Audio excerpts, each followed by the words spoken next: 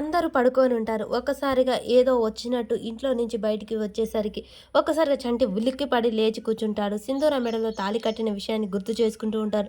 లేదు, నేను అమ్మాయి గారి మెడలో తాళి కట్టడం ఏంటి? నేను పెద్ద పాపం చేశాను. అసలు అమ్మాయి గారి మెడలో నేను తాళి కట్టడం ఏంటి? అని చెప్పేసి చంటి జరిగిన విషయాన్ని తెలుసుకొని గజగజ వణికిపోతూ దిగచెమటలు పట్టి తల్లడిల్లిపోతూ ఉంటాడు. లేదు, నేను అమ్మాయి గారిని మెడలో తాళి కట్టి పాపం చేశాను. ఇప్పుడే వెళ్ళి ఆ తాళి ఇప్పేయాలి.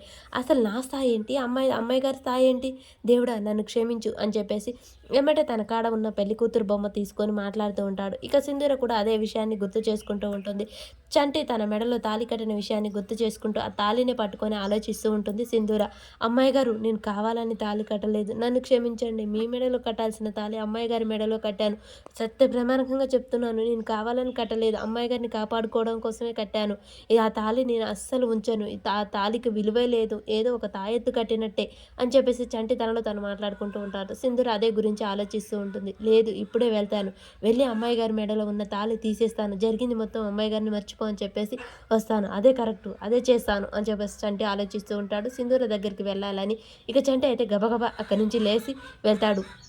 లోనికి వెళ్ళాలి, ఎలాగైనా సరే అందరూ పడుకున్నారు కదా, ఇప్పుడు చూడాలి అని చెప్పేసి చంటి అటు ఇటు తొంగి చూస్తూ లోనికి వెళ్తాడు. ఆ చంటి అని పిలవగానే ఒక్కసారిగా అని ఆగుతాడు. చూస్తే బసవ వాళ్ళు వచ్చి ఉంటారు. ఏంటి చంటి, ఎక్కడికి వెళ్తున్నారు? అందరు పడుకొని ఉంటారు కదా, ఈ టైంలో నువ్వేం చేస్తున్నావు, లోనికి ఎందుకు వెళ్తున్నావు అని చెప్పగానే, అవును బసవన్న, మీరేంటి ఇక్కడ ఉన్నారు అని చెప్పేసి అనగానే, కళింగ అమ్మవారి మీద దాడి చేశారు కదా అమ్మగారి కింద, అందుకనే వాడిని ఎలాగైనా చంపాలి, ఇంట్లోకి వస్తే వాడిని చంపి శవాన్ని దొరకనీయకుండా చేస్తాం, అందుకే కావాలన్నాను, నిద్ర కాగలేవు, ఆకలి కాగలేవు, నువ్వు వెళ్ళి పడుకోపో, వెళ్ళు అని చెప్పేసి చెప్పడంతో ఇక చంటి ఎలాగైనా సరే అమ్మాయి గారిని ఎలా కలవాలి, ఏం చేయాలి అని చెప్పేసి ఆలోచిస్తూ ఉంటాడు. ఇక సింధూర ఏమో చంటి అలా లోన ఇద్దరు కలిసి కుడికాలు పెట్టడం, చేయి పట్టుకొని ఆహారతి ఇవ్వడం, ఇవన్నీ గుర్తు చేసుకొని ఇది దేవుని మహిమ లేకుంటే నాకు పరీక్ష అని చెప్పేసి సింధూర ఆలోచిస్తూ ఉంటుంది. చంటి ఎలాగైనా సరే నేను ఈ దారిలో వెళ్తాను అని చెప్పేసి దొంగచాటుగా వెళ్తూ ఉంటాడు. ఈలోపే రవిబాబు అక్కడికి వచ్చి చూస్తూ ఉంటాడు. చంటి తాడు పైకేసి ఎక్కబోతూ ఉంటాడు.